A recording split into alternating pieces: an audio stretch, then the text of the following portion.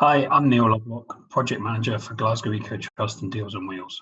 So the immediate impact, we closed on the 13th of March. We had to close the office and the bike workshop. We had to furlough 2 staff and 3 staff working from home. So there was a steep learning curve in getting that all set up. We had quite a lot of systems in place, so the transition to being at home trying to work wasn't as challenging as others. All of our income generating activity stopped, pretty much dead in the water. So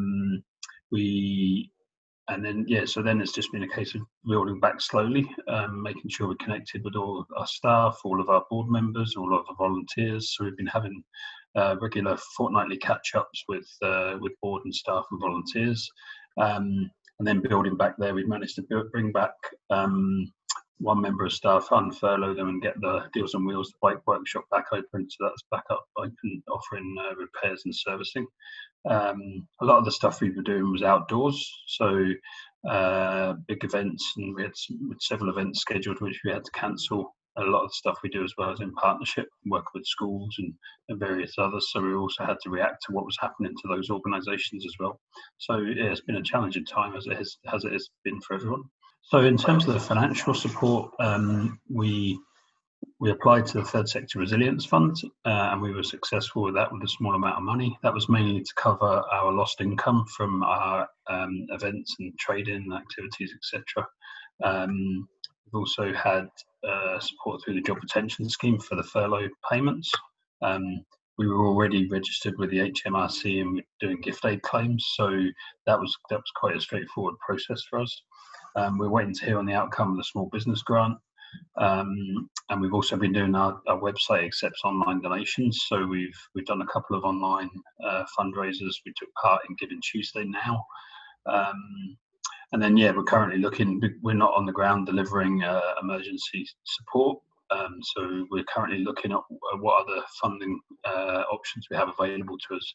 And we've got some regular donors to the organisation as well. So, and as I said, we're able to claim gift aid on any donations we receive. Yeah, I suppose we've always worked in partnership with a lot of organisations, but and we've always worked with a lot of community organisations in community centres and community settings. And there's obviously a lot of discussion going on about how these community centres might get back open, and also how the different user groups might come back into the centres. In terms of some of the stuff we've done, certainly getting the bike workshop reopened, one of the things we've done is move to an online booking system and an online payment system.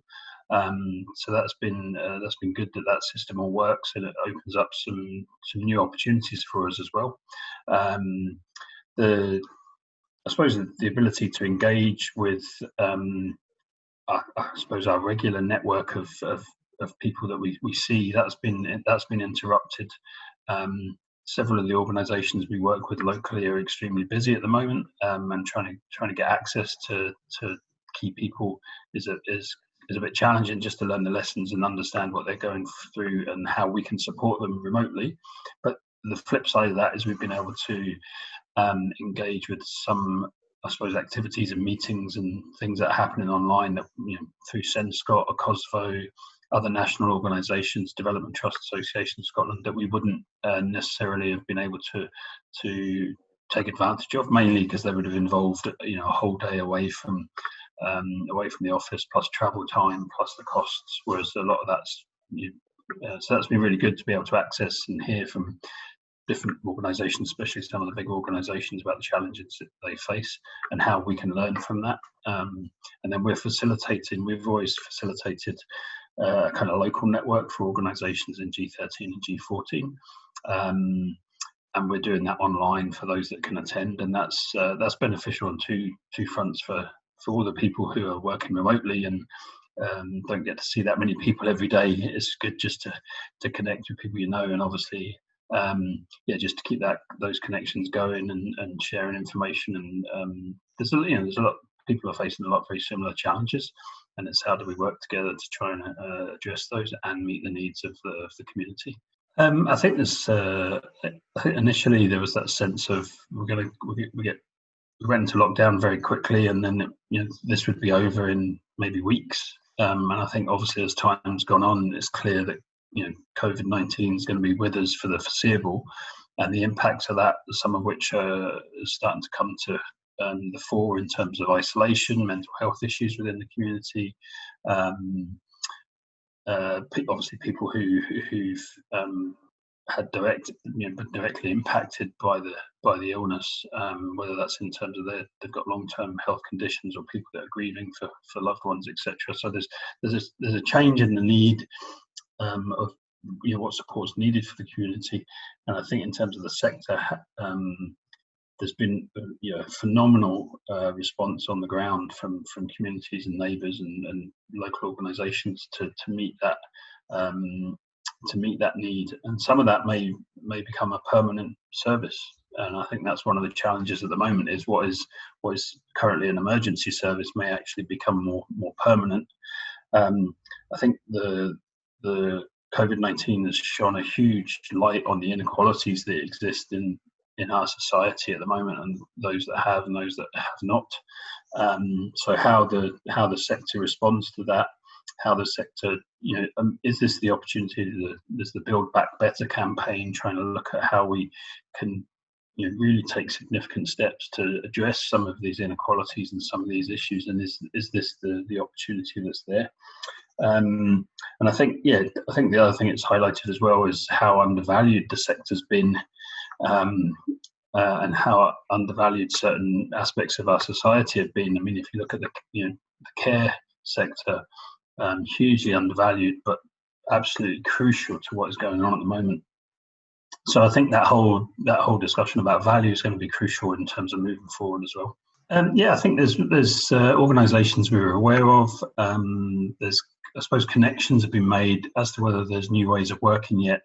Certainly, as we're not delivering on the ground, that's not as clear at the moment, but there's potential for collaboration and partnership. I think another interesting factor for us observing what's going on is there's obviously been a very clear common purpose for everyone to get behind, and so a lot of stuff's been pushed to one side, whether that's egos, baggage, history, whatever that is, differences, to just focus on the needs of those people that need the support, and hopefully that will continue, that there'll be that sense of common purpose moving forward. And also, I think one of the interesting things for us is how do you collaborate? There's a lot of we're here using an online communication tool, so there's a lot the ability to talk to each other is there. The ability to collaborate online is the next step. How do we use these tools more effectively? How do we use these tools to engage with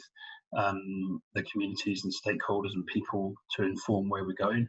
I think that's, speaking to some organisations, that's been one of the challenges, is they've worked hard to give people dignity and choice, and then all of a sudden overnight, to a certain extent, that was thrown out of the window, and it was a case of here's your food, here's what we have got to be able to give you. That's what we have at the moment, and that, I think that's something that's going to have to develop as well. How do we bring back that element of choice for people in these situations?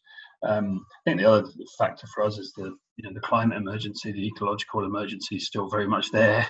COP26 was due to be held later this year, and that's I think the announcement is going to be tomorrow, for the date in 2021. So that's another focus. So that's something we've had the opportunity to connect with some of the organisations that were preparing for that and to have more meaningful discussions. But the two, the climate and ecological emergency and COVID-19 are very, very closely linked in terms of some of the causes, but also the resilience of communities and the ability to respond to these issues that are coming, that we're all facing at the moment. So we're using a lot of the similar techniques we were using before. We're just missing the face-to-face, the getting people together in a room or in a community garden, missing putting a kettle on and having the home baking that people would bring and the celebrations and stuff. We're using, I suppose we're using what's appropriate for the people that we work with, and that ranges. Sometimes that's a phone call, sometimes that's a text message, an email.